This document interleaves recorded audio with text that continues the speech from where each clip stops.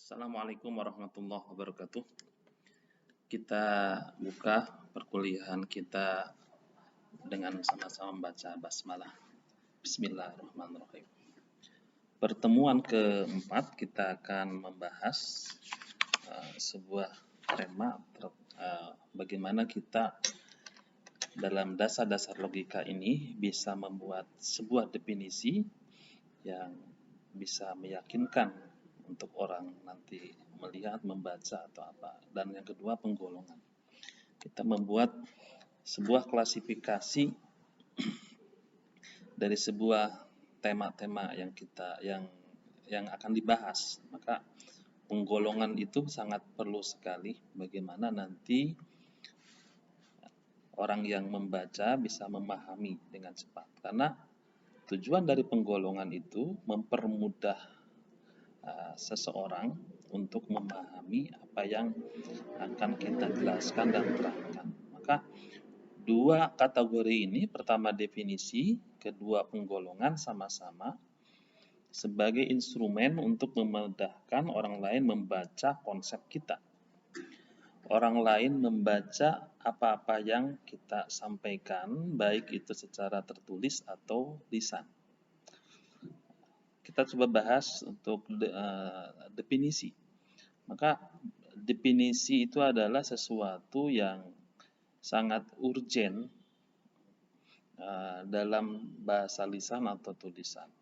Seseorang akan paham apa yang kita sampaikan itu tentang definisi. Walaupun kita tidak menyebutkan definisi itu apa, definisi ini adalah dan lain-lain. Walaupun kita tidak menyebutkan seperti itu.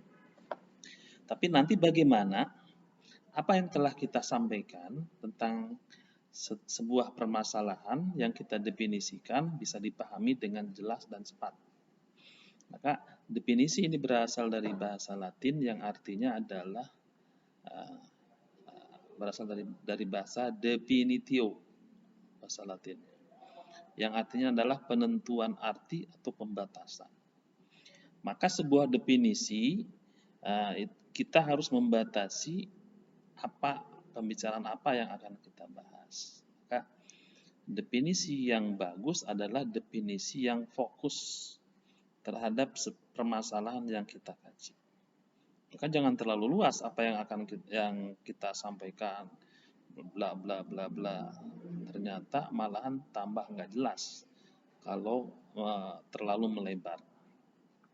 Maka sesuai dengan arti definisi itu adanya pembatasan materi yang akan kita sampaikan.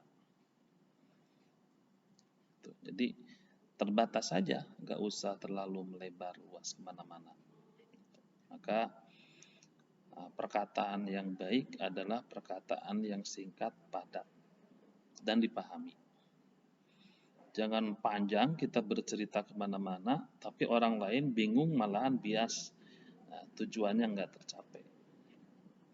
Itulah definisi. Maka definisi harus memenuhi beberapa unsur-unsur yang ditentukan. Maka ini para ilmuwan telah memandu kita bagaimana definisi yang baik. Maka ini unsur-unsur definisi. Yang pertama, definisi itu tidak boleh terlalu luas. Kajiannya jangan terlalu luas dan jangan juga terlalu sempit. Jadi harus tengahan lah dari konotasi kata yang didefinisikan.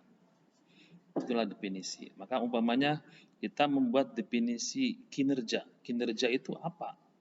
Kinerja adalah hasil karya seseorang yang dikerjakan sesuai dengan harapan yang telah ditentukan organisasi. Jelas, cepat, dan tepat. Itulah kinerja. Tapi kinerja itu orang bekerja di sebuah perusahaan.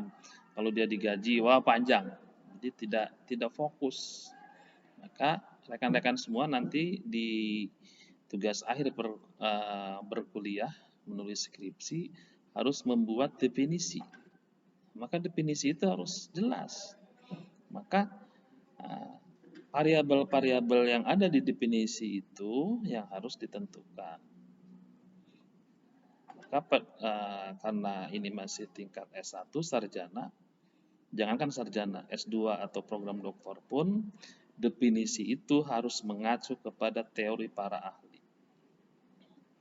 Kan kita sudah ditetapkan minimal 3. Umpamanya kita mau ngambil teori tentang komunikasi, maka menurut si A ini, si B segini, si C gini. Baru kita menyimpulkan dari 3 orang itu, 3 orang tokoh itu menjadi definisi kita. Itulah definisi kita. Disitulah ada indikator. Maka di checklist.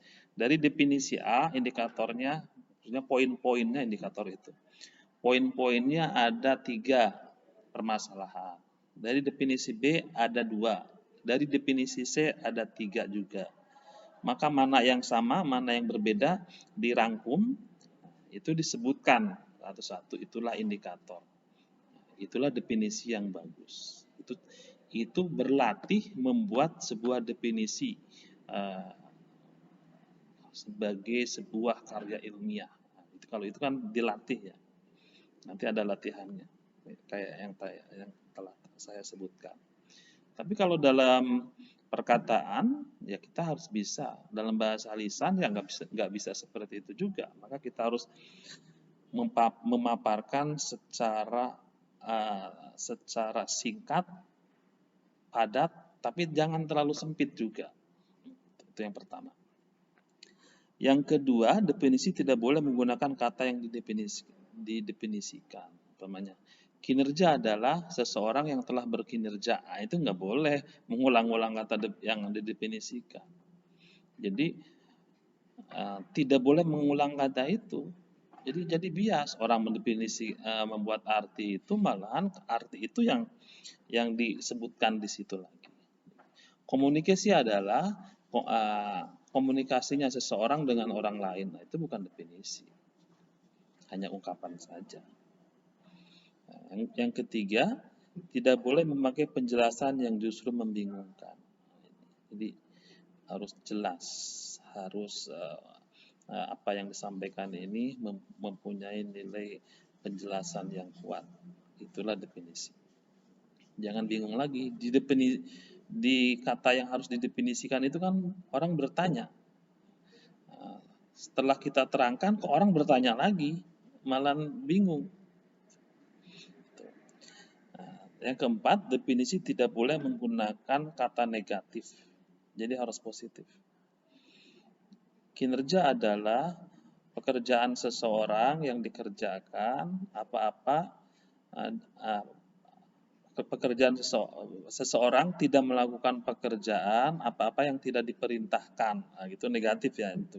Harusnya kan kinerja adalah seseorang capaian kerja seseorang yang ditentukan oleh sebuah lembaga atau organisasi. Itulah kinerja, bukan negatif. Jadi bukan kata negatif. Yang kelima, tidak menggunakan kata majazi atau mempunyai banyak makna. Tidak mengandung kata kiasan. Jadi dan tidak juga mengandung kata yang mempunyai artinya banyak. Ini nggak boleh, jadi membingungkan lagi. Nah, itulah definisi. Maka kita harus belajar. Ini adalah kita harus belajar. Maka rekan-rekan semua nanti di tugas coba silakan buat, ini tugasnya ya di pertemuan keempat ini, buat sebuah definisi. Terserah mau apa. Kursi adalah, nah gitu. Meja adalah, kuliah adalah. Gitu. Coba buat satu definisi yang kira-kira jelas. Tapi biar lebih fokus karena ini ranah keilmuan, coba ranah ilmu komunikasi buat definisi. Nah, gitu ya, terserah apa aja terkait ilmu komunikasi. Di internet banyak. Itu tentang definisi. Macam-macamnya nanti banyak definisi itu. Ada definisi nominal terkait dengan sebuah bilangan, definisi nominal. Ada definisi sinonim, simbolis, etimologis, semantik, stipulatif, dan definisi denotatif. Ini macam-macam definisi dari nominal. Umpamanya sinonim, penjelasan dengan memberikan persamaan kata atau penjelasan kata yang telah dimengerti. Nah, itu ya, nanti silakan dibaca. Nah, terus yang kedua, setelah definisi nominal ada definisi realis. Itu definisi yang ditandai oleh suatu term. Nah, ini ada definisi dibagi dua, esensial dan deskriptif. Nah, jadi ada yang esensial itu kajian atau definisi yang mengkaji sebuah makna, sesuatu benda yang wujudnya esensi.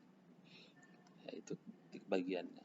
Atau definisi deskriptif yang menjelaskan sifat-sifat yang didefinisikan, mempunyai karakter dan lain-lain. Mungkin bentuknya bukan barang, mungkin sesuatu yang tidak bisa dilihat. Banyak yang bisa dilihat. Kinerja tadi nggak bisa dilihat kan, ukurannya apa? Maksudnya hasilnya ada, tapi bentuknya enggak. Kalau kursi ada, seperti itu, barangnya bisa dilihat langsung. Itu. Nah, terus sekarang kita bahas tentang penggolongan. Ini mungkin penggolongan ini juga bisa bagian daripada penjelasan dari definisi. Maka penggolongan itu adalah bagaimana kita bisa membagi sebuah kajian atau bahasan sehingga bahasan ini bisa runut, bisa bagus, bisa dicerna orang-orang lain dengan cepat dan tepat karena ritmenya diatur. Kalau ritmenya nggak diatur, berantakan, maka tidak bagus. Maka rekan-rekan semuanya, kalau menjadi narasumber atau pembicara atau berceramah lah atau kultum, maka rekan-rekan semuanya buatlah poin-poin dari ini ke sini, dari bicaranya, setelah itu kemana lagi. Jadi supaya ada dasar apa yang disampaikan itu. Walaupun memang komunikasi yang baik, pemaparan yang baik adalah pemaparan yang tidak textbook. Karena dia akan terpaku dengan apa yang dibacakan. Maka antara audiens dengan pembicara itu kadang nggak nyambung. Karena dia fokus membaca. Mungkin juga dia belum membaca naskah itu, maka lebih celaka lagi. Dia belum memahami apa yang dia bacakan. Ya. Maka dalam bahasa lisan, rekan-rekan semuanya pertama harus kaya tentang informasi. Kedua, kalau belum bisa ditulis di kepala kita, di otak, maka tulislah poin-poinnya. Maka setelah bicara ini ke sini, ke sini, ke sini, ke sini. Nah, itu lebih fokus dan lebih bagus. Maka ada penggolongan ini, aturan-aturannya kita bahas supaya lebih jelas. Harus terperinci dan lengkap. Itu. Jadi penggolongan itu harus terperinci dan lengkap. Sehingga apa yang kita sampaikan rinci. Jangan sampai kita sudah bagi penggolongan, ternyata sebuah benda atau sebuah barang itu masuk ke kategori 1 atau kategori 2. Jadi bias. Jadi dia tidak terperinci. Yang kedua harus sungguh-sungguh memisahkan sehingga kelompok yang satu dapat membedakan dengan jenis kelompok yang lain. Misalnya gitu. Yang ketiga harus menggunakan dasar atau prinsip yang sama. Misalnya atas dasar usia, pendidikan, jenis kelamin, pekerjaan, dan seterusnya. Ini juga nanti berlaku rekan-rekan semuanya dalam hal penelitian. Maka penelitian yang realistis, yang reliable, itu adalah penelitian yang harus homogen, sejenis. Karena kalau penelitian tidak homogen atau tidak sejenis, maka hasilnya tidak bisa untuk mengeneralisir. Terlebih dalam penelitian kuantitatif. Kuantitatif itu hitungan. Jadi harus homogen. Maka rekan-rekan semuanya kalau nanti meneliti sebuah kasus, umpamanya kinerja di sebuah perguruan tinggi, maka harus menentukan di perguruan tinggi itu apa saja yang berkinerja, dosen, staf, dan lain-lain. Atau di sebuah perusahaan, salesnya kah, bagian produksi, atau bagian pengadaan barang, dan lain-lain. Jadi harus mungkin untuk mengkaji sebuah permasalahan yang kita setelah kita golongkan tadi ya, yang jelas. Maka hasilnya tidak melebar kemana-mana. Jangan mengkaji kinerja marketing, maka nanti hasilnya mengeneralisir untuk kemajuan sebuah perusahaan. Itu nggak bisa. Tapi khusus untuk marketing saja. Maka di sini juga tadi menggunakan dasar prinsip yang sama. Usia, kalau usia ya sesama bekerja ya usia, satu usia. Nah, mungkin jenjang pendidikan dan lain-lain. Maka nanti jenjang pendidikan pun kalau menilainya itu tentang pekerjaan atau sebuah hasil, maka nanti dibandingkan lulusan S1 sama SMA kinerjanya itu seperti apa. Kalau membahas kinerja ya. Nah, yang terakhir harus penggolongan itu harus sesuai tujuan yang dicapai. Nah, itu. Nah, coba kita bahas sekarang kesulitan dalam penggolongan. Yang pertama, ini banyak keluhan itu apa yang benar untuk keseluruhan, juga benar untuk bagian-bagian. Nah, itu setelah kita buat penggolongan. Jadi benar untuk keseluruhan, benar juga untuk sebagian. Jadi kita meneliti hal yang sedikit, tapi bisa mengeneralisir hal yang banyak. Seperti itu. Itu hasilnya. Dan karena kita sudah tahu hasilnya, setelah digeneralisir, oh perusahaan ini sifatnya begini-begini. Kita kalau ketemu orang di perusahaan itu, maka datanya kita sudah siap. Oh ternyata di perusahaan ini begini. Kita ketemu bos pimpinannya, jadi dari hal yang general ke yang spesifik. Itu. Nah, umpamanya penggolongan Muhammadiyah sebagai organisasi modern dan NU sebagai organisasi tradisional. Maka kalau ketemu orang Muhammadiyah, tadi karena udah ada penggolongan generalisir seperti itu, ngomongnya intelek dikit gitu ya. Kalau ketemu orang-orang NU, ya nggak usah intelek lah, ngomong apa tentang syukuran, tentang lain-lain lah, umpamanya begitu. Jadi kita sudah punya bahan. Itulah tentang definisi dan penggolongan. Mudah-mudahan rekan-rekan semuanya memahami. Silahkan kalau ada komen atau bertanya masuk di chatting, boleh via WA atau di akunnya PJJ IBM ini. Dan silakan tugasnya untuk membuat satu definisi saja yang sesuai aturan-aturan yang telah kita bahas. Terima kasih. Nasrullah wa qarib wa basyiril mu'minin. Kita tutup dengan baca hamdalah. Alhamdulillahirabbil alamin. Assalamualaikum warahmatullahi wabarakatuh.